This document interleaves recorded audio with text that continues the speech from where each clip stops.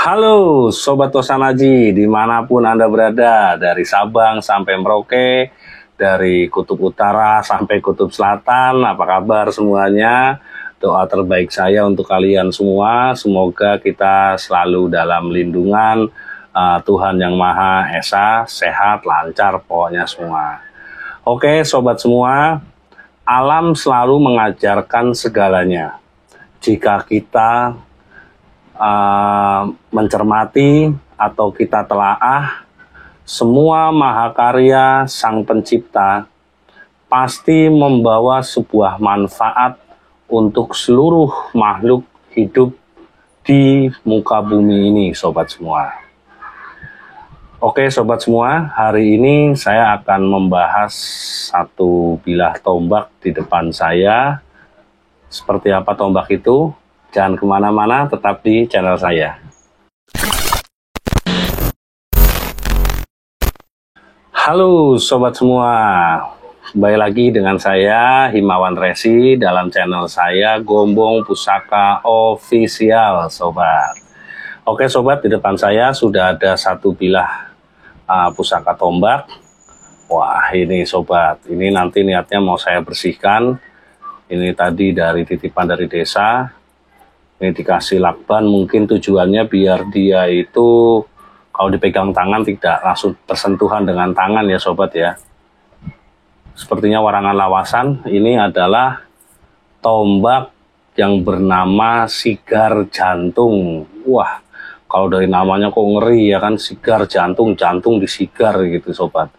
Oke, tombak Sigar Jantung ini merupakan nama dapur tombak lurus, lebar, dan pipih sobat semua.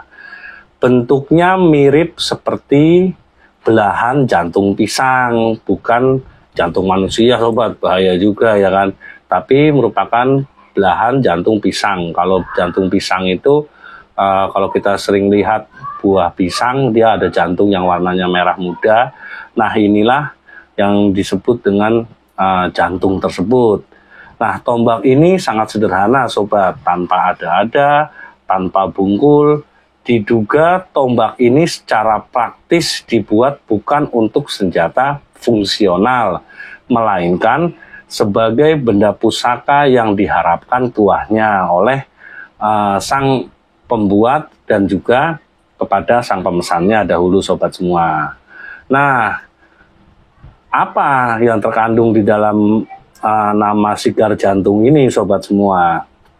Nah, dinamakan Sigar Jantung karena bentuknya memang seperti jantung pisang yang dibelah tepat di tengahnya menjadi dua. Sigar itu adalah kalau bahasa Jawanya itu adalah pecah karo biak paron, dua, belah jadi dua. Kalau uang istilahnya 50-50, bagi dua, itu namanya sigar. Nah, jantung pisang merupakan buah pisang yang dapat bertukar menjadi buah pisang apabila dia sudah matang, sobat semua. Dari jantung inilah muncul setiap tahap sisir buah pisang. Kalau kita ngelihat buah pisang ya sobat ya, sebelum buah pisang muda muncul, terlebih dahulu dibungkus dengan semacam kulit yang berwarna merah tadi yang saya bilang. Dan nantinya kulit tersebut akan membuka dan memperhatikan bakal buah pisang yang masih kecil dan berwarna hijau.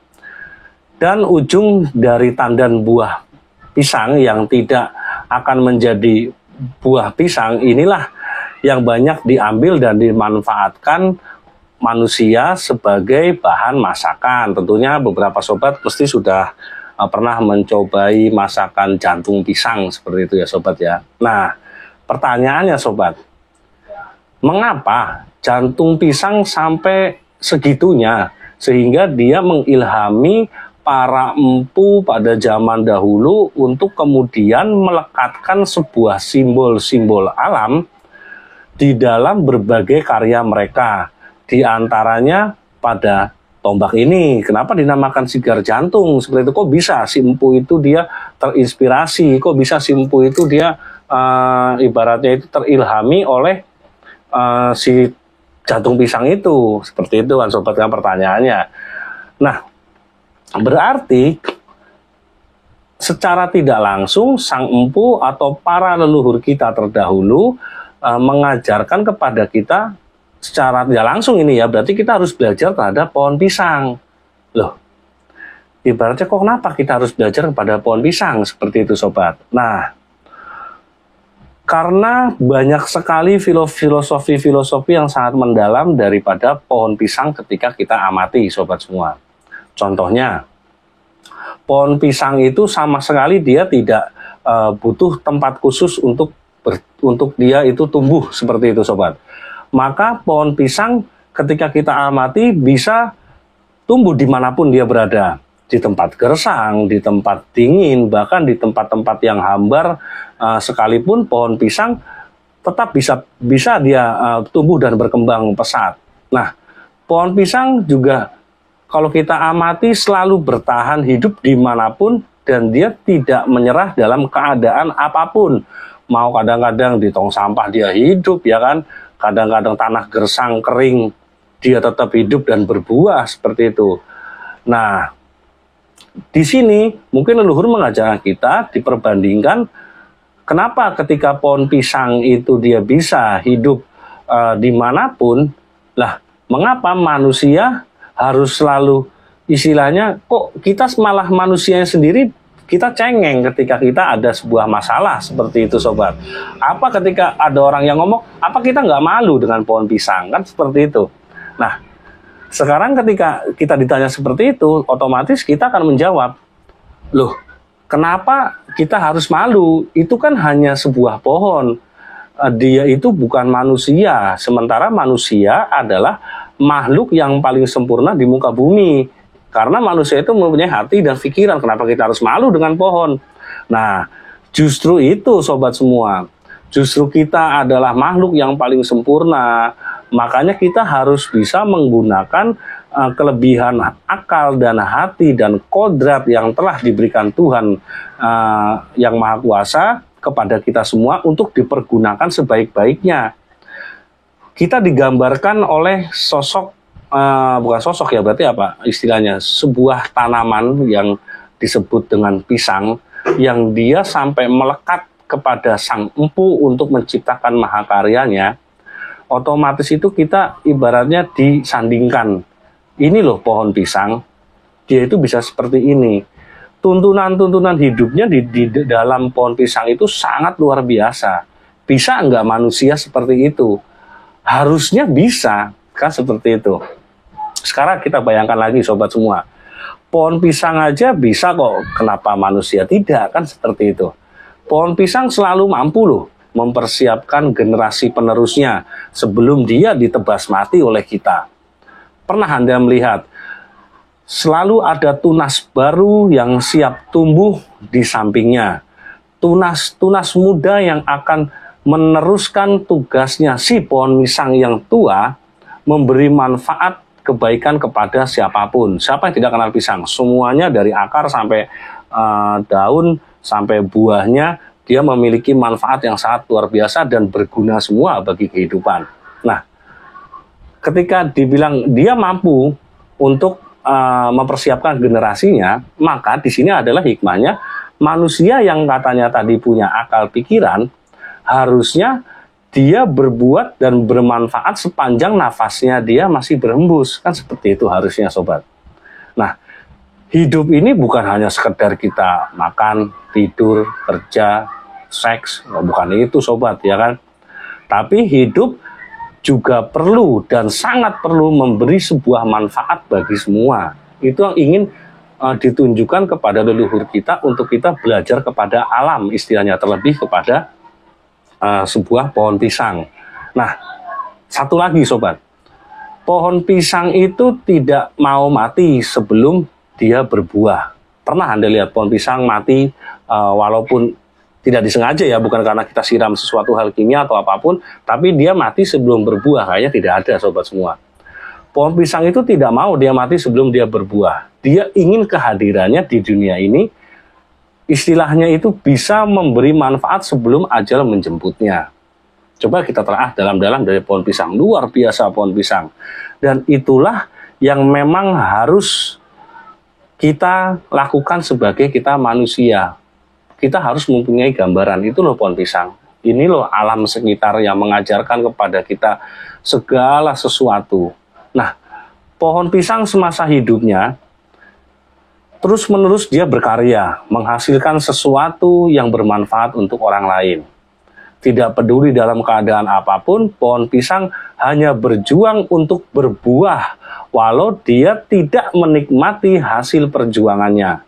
Kalau manusia mau seperti itu, kita berjuang, kerja keras, tapi kita tidak menikmati. Tentu kita akan grundel istilahnya.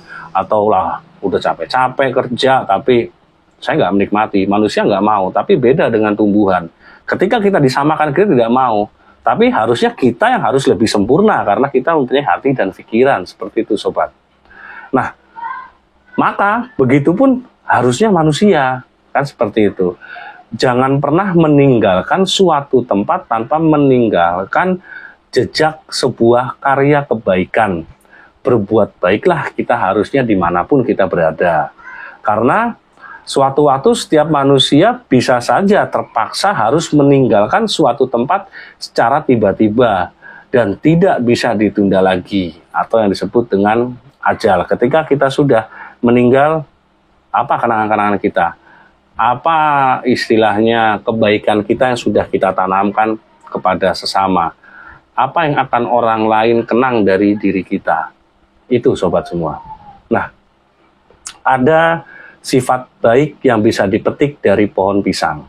Itulah yang mengilhami seorang empu atau leluhur kita untuk menghasilkan sebuah karya, menanamkan simbol-simbol di dalamnya, sobat semua. Pohon pisang pun tidak pernah mewariskan dendam kepada anak-anaknya, sekalipun dia harus ditebas saat diambil buahnya. Nah, pohon pisang tidak dendam dan tidak terasa disakiti. Ya iya, dia hanya pohon. Tapi pohon katanya memiliki dan juga memiliki nyawa ya, dan juga dia merupakan makhluk ciptaan dari sebuah ciptaan ya, sebuah ciptaan dari Tuhan yang Maha Pencipta. Seperti itu, sobat. Nah, hidup itu bisa manis, bisa pahit, apapun keadaannya. Yang penting manusia itu pun diajarkan untuk jangan mewarisi dendam kepada siapapun dan dimanapun. Itu yang diajarkan oleh pohon pisang juga, sobat semua. Nah, karena pohon pisang, ibaratnya kalau kita sering amati lagi, dia selalu mewariskan kebaikan melalui apa? Melalui buahnya, melalui jantungnya tadi yang kadang-kadang kita masak, melalui daunnya, kadang-kadang memang dia untuk membungkus sesuatu, kan seperti itu, sobat semua. Tapi pohon pisang itu tidak pernah mewarisi sebuah keburukan, atau dia nibanin rumah, atau nggak ada sejarahnya, seperti itu, sobat. Dia selalu memberikan sebuah yang baik dan bermanfaat bagi semua makhluk hidup. Cacing pun dia subur di dalam itu, makan dari getahnya. Kalau kita baca-baca katanya saat ini juga termasuk salah satu obat juga getah pisang itu ya, sobat ya. Oke, sekarang kembali ke sigar jantung ini, sobat semua. Jadi perlambangan jantung pisang yang diparo atau dibelah menjadi dua, boleh dikatakan ibaratnya dia adalah sebuah simbol-simbol kehidupan. Bunga pisang adalah lambang dari jantung. Ibarat tubuh, iman adalah jantungnya. Ketika jantung tidak berfungsi lagi, maka tentunya tubuh kita akan mati, sobat semua. Nah, ketika iman tidak ada lagi di dalam hati kita, maka untuk apa gunanya hidup ini? Oke, sobat semua, semoga dari filosofi tombak yang berdapur sigar jantung ini bisa membuat sebuah apa ya istilahnya, tergugah hati kita untuk pesan-pesan yang telah disampaikan dari para leluhur melalui simbol-simbol, melalui sebuah perlambang dalam halnya keris, tombak, ataupun pedang-pedang pusaka, kita untuk berubah menjadi sesuatu yang baik dan selalu lebih baik lagi. Bukan berubah menjadi kayak berubahnya siapa ya, Satria Baja Hitam, bukan, tapi kita berubah menjadi lebih baik dan lebih baik lagi. Seperti itu sobat, mungkin yang bisa saya jabarkan daripada tombak berdapur sigar jantung ini. Kalau dilihat ini masih cukup utuh sekali. Di sini masih ada polanya, dia ngulit semangka. Kalau kita lihat dia eranya era Mataram Senopaten. Oke sobat semua, saya ucapkan terima kasih selalu untuk semuanya yang telah mendukung, telah mensupport saya melalui komentar. Jangan sungkan, mari kita sama-sama belajar, tanya jawab. Apa yang kita tidak tahu, pasti kita akan bertanya kepada orang yang dianggap tahu, kan seperti itu sobat. Silakan apapun yang mau ditanya bisa di komentar, atau apapun yang saya bisa bantu pasti akan saya jabarkan. Seperti itu sobat semua. Kita sama-sama pokoknya belajar nguri-nguri budaya Jawa. Jangan ini selalu dikambing hitamkan, budaya kita selalu dikambing hitamkan dan akhirnya hilang jejak selama-lamanya. Itu sangat sekali disayangkan. Oke sobat semua, saya ucapkan terima kasih. Salam Rahayu, salam budaya.